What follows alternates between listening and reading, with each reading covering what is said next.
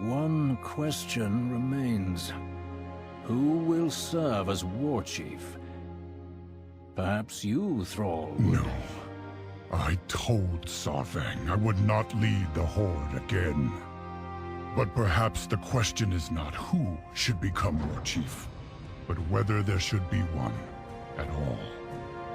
Though the Horde has changed through the years, for good or ill, we have always looked to a Warchief to guide us forward. That legacy must end. The war nearly cost us everything.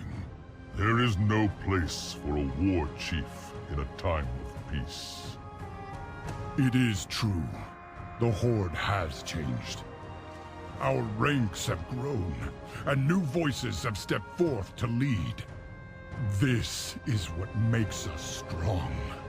All of us, building a new future, together.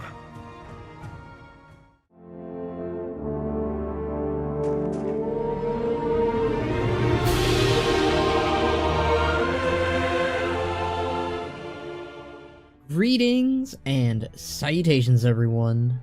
The Horde Council. Yeesh. What a spicy topic to come back to after I've had some time away. Where do I even begin with this one? As you all might know, or maybe you don't know, eek.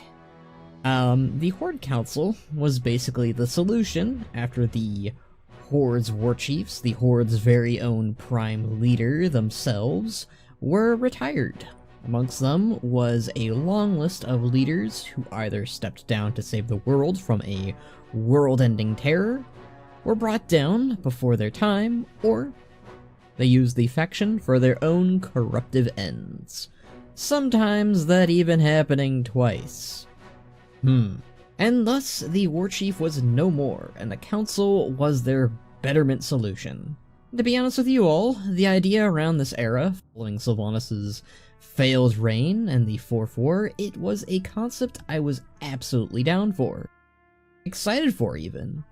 It felt like a very good assurance, a safety net, really to prevent another Warchief from speedrunning themselves into Baddie of the Year. No longer were we playing musical chairs of who would be the Warchief next, and who would either bring the Horde upward or downward. With a council, they could take the Horde into a new direction, and fully use the many differing leaders from the original races of the Orcs, Tauren, Goblins, Trolls, Forsaken, Pandaren, and Blood Elves, to the allied races of the Mag'har, High Mountain, Zandalari, Nightborne, and Vulpera. The Horde Council was a perfect means of giving every leader a shot, of seeing the many differing perspectives of how they would lead or take the Horde in this new era of peace, but also everlasting conflict. Except the Horde Council didn't do that. All this time of me hyping up of what they could have been, of what they should have been, has been one big, giant nothing burger. From in-game, the most we've seen of the Horde Council has been in small passings by texts, or the very cutscene at the start of this video, where they first formed. From the books, you've had them had their first trial by fire of hunting down Sylvanas' loyalists, saving Bwonsamdi, and ensuring the Zandalari remained within the Horde. If you haven't read Shadows Rising, it's a really great read, and probably does the best with the Horde Council as an entire unit of action. Really, it's the best the Horde Council has ever been, really. Which I did do a video covering it, if you want to check that out. Self-promotion, you either use it or you don't.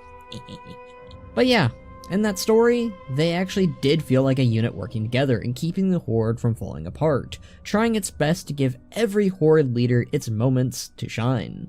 It's the Horde Council at its best, and it feels like the only time that we see that. But rarely do we see this anywhere else. We don't see them come together to talk on current events of their peoples, of seeing them act as one on the field of battle. None of that really. I recall when the Drakthir first joined the Horde during Dragonflight, I was excited to see the Council welcome them in, only for Bane and Mela to do so and nobody else. I think it really would have helped to have seen, at the very least, the leaders present in Orgrimmar or Kalimdor there, if not the Horde Council.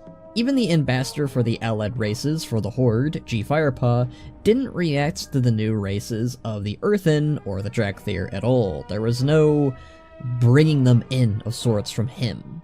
I've even had to explain that there even is a Horde Council many times over in some of my videos, tweets, and also just comments.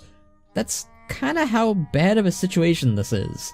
The Horde Council doesn't have a presence, not in the game, and barely even in the books and stories. They exist only by word of mouth at best, and that's not really a good thing remotely.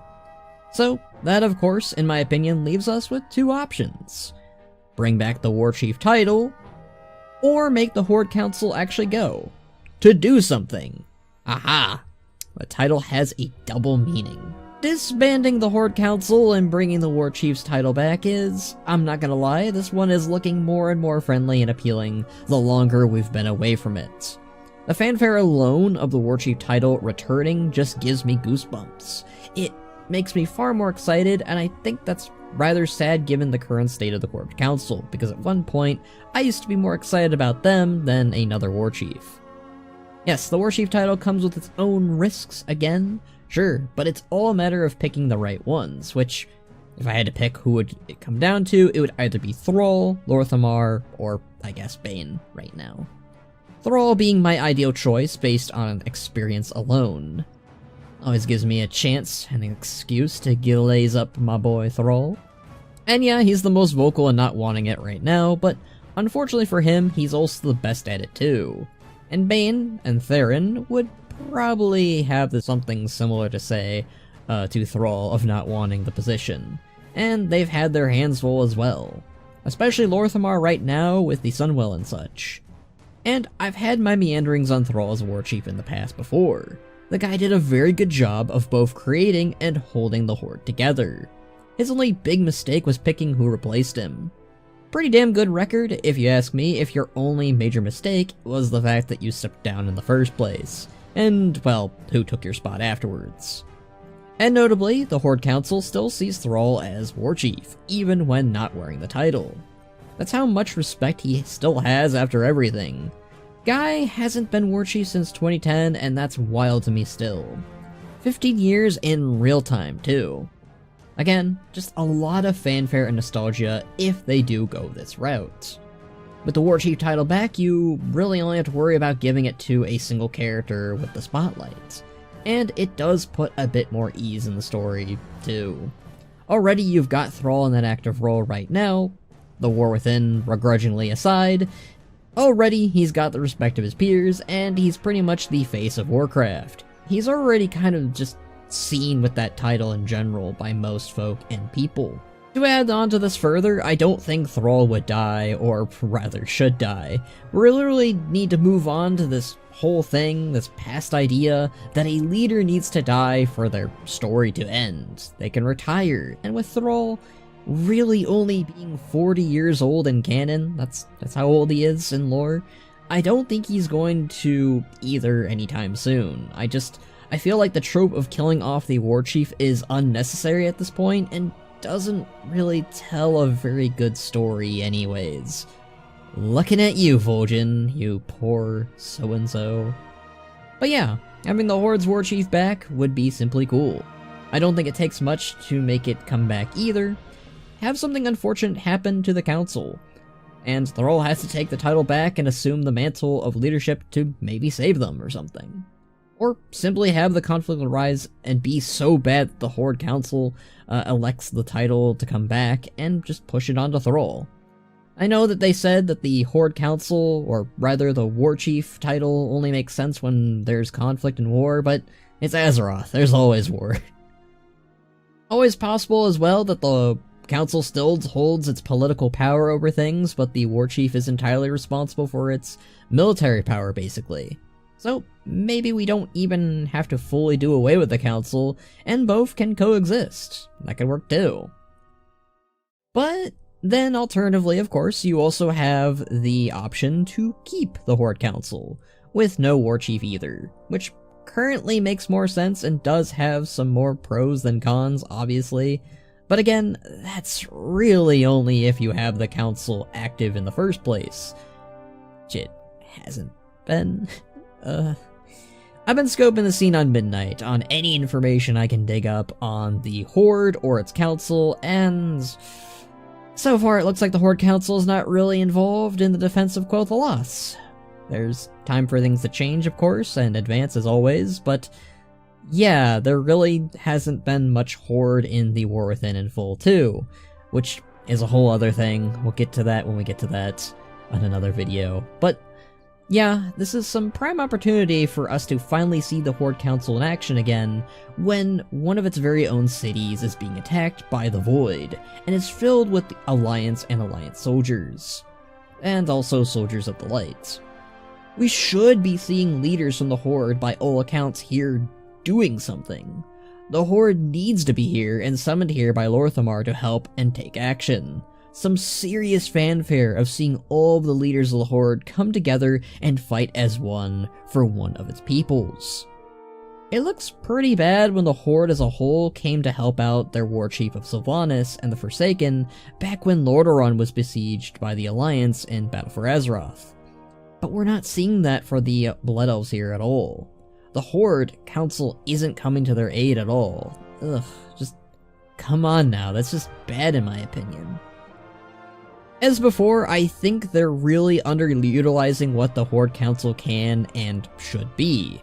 This is a great way to use the usual heavy hitters like Thrall, Bane, Lor'themar, and Lillian Voss, but also some of the more underrated ones like G Firepaw, Kiro, and Rokon, and etc.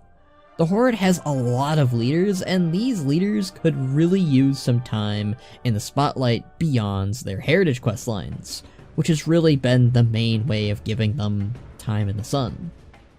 Again, many people don't know that we've got a Horde Council. Many don't even know who's in this council. So it's as good time as any to introduce them and have them stand out for people. I want to see all the leaders from old and new do something.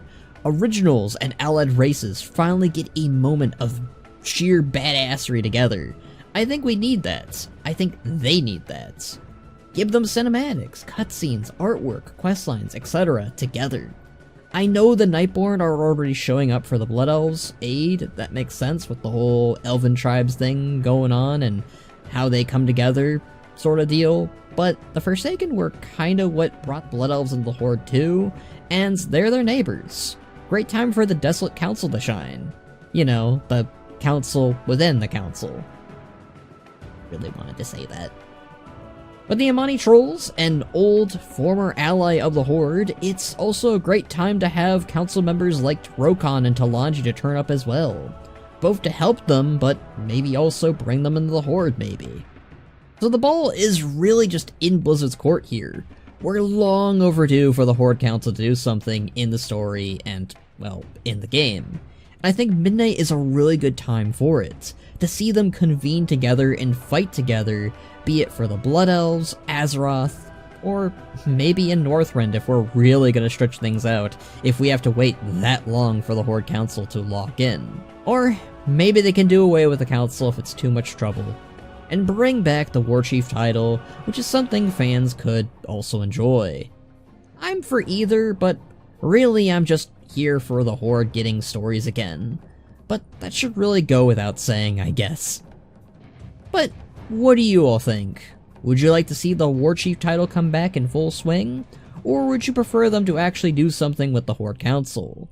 Let me know in the comments down below. Anyways, thank you all for watching. I've been Chronos, your lovely time demigod and host. Be sure to like, comment, share, and subscribe for more videos like this one in the future. You can also check out my latest machinima where Bannerak takes the fight to the Scarlet Crusade. It's pretty awesome. Be sure to join the Discord for more discussions with myself and the community, and a special thanks to the patrons and YouTube community members to help keep this channel alive and well. But until next time, my friends, see ya!